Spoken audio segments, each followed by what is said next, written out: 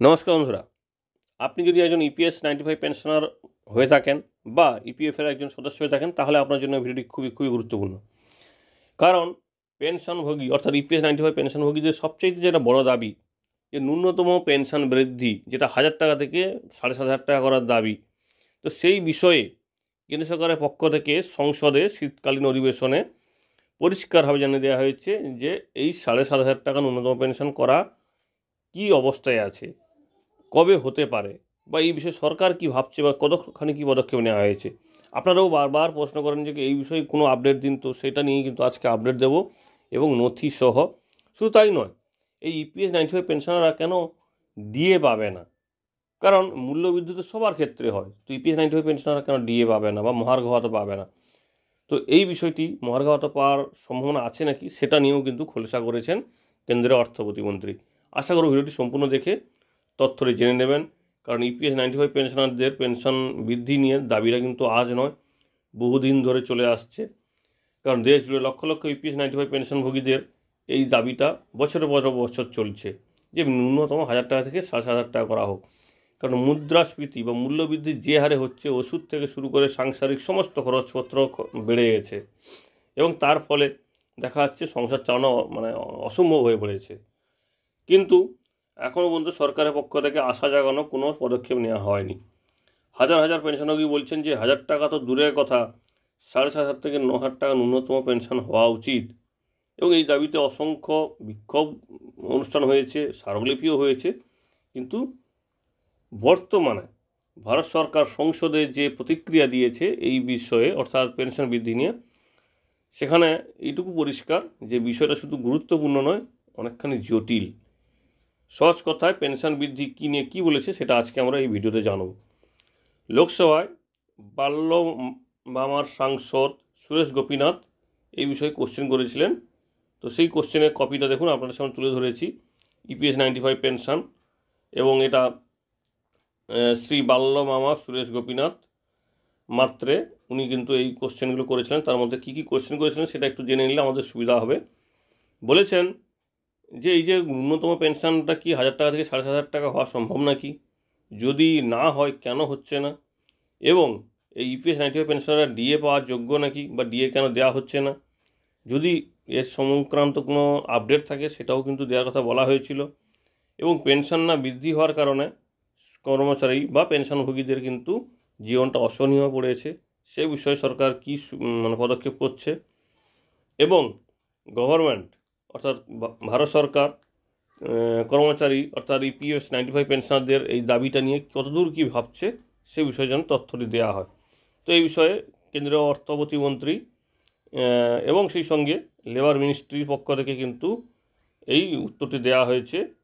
শোভা কান্ডালে, সুশ্রী শোভা করণ্ডালে সম্ভবত, এইরকম একটি উচ্চারণ হবে।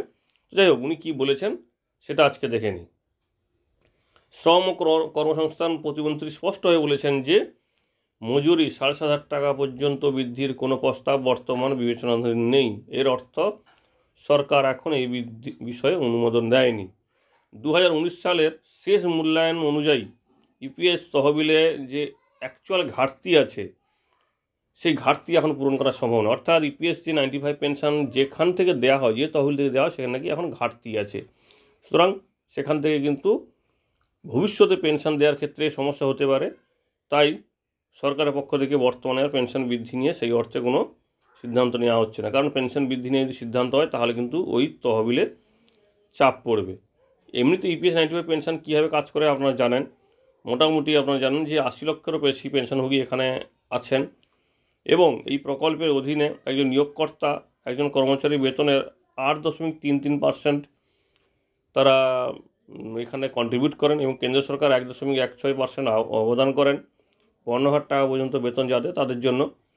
এবং পেনশনভোগীরা 2014 সালে ন্যূনতম পেনশন 1000 টাকা করে পায়, এবং তার আগে 6,500 কত একটা ছিল, 600 কত একটা ছিল, তারপরে কিন্তু এটা 1000 টাকা হয়েছে। কিন্তু এই মুহূর্তে আর কিন্তু বাড়ছে না।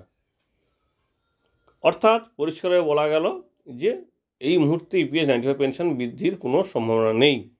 এবার আসি ডিএ নিয়ে কি বলেছে কেন্দ্র সরকারের অর্থ প্রতিমন্ত্রী বা শ্রম প্রতিমন্ত্রী বলেছেন ইপিএস হচ্ছে একটি সংজ্ঞায়িত অবদান প্রকল্প, অর্থাৎ একটা ডিফাইন্ড কন্ট্রিবিউট প্রকল্প।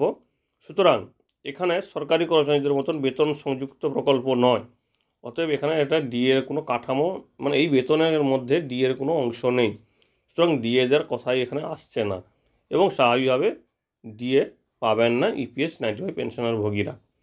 যদিও বিষয়টা কিন্তু ততখানি সঠিক বলে মনে হয় না, কারণ মূল্যবৃদ্ধি সবার ক্ষেত্রে হয়, শুধুমাত্র সরকারি কর্মচারী নয়, ইপিএস 95 পেনশনার ভোগীদেরও কিন্তু মূল্যবৃদ্ধি হয়। তো সরকার তার যুক্তি দেখিয়েছে যেহেতু এর সংজ্ঞায়িত অবদান প্রকল্প, সুতরাং এখানে এই ডিএ বা মহার্ঘ ভাতাটা পাওয়া যাবে না। অর্থাৎ পেনশন তাহলে কি বাড়তে পারে?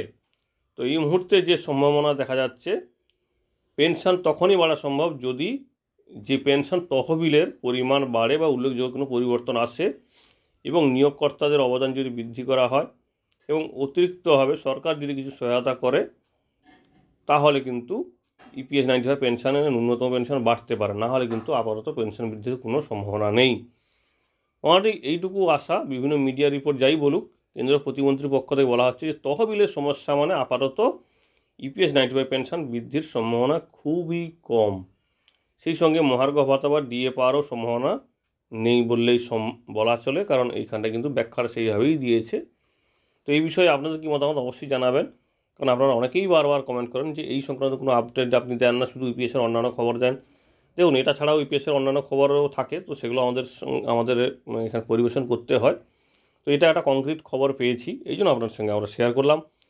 আশা করি খবরটি আপনাদের জেনে মানে কিছুটা হলেও হয়তো জানতে পারলেন যে আপাতত পেনশন বাড়ছে না।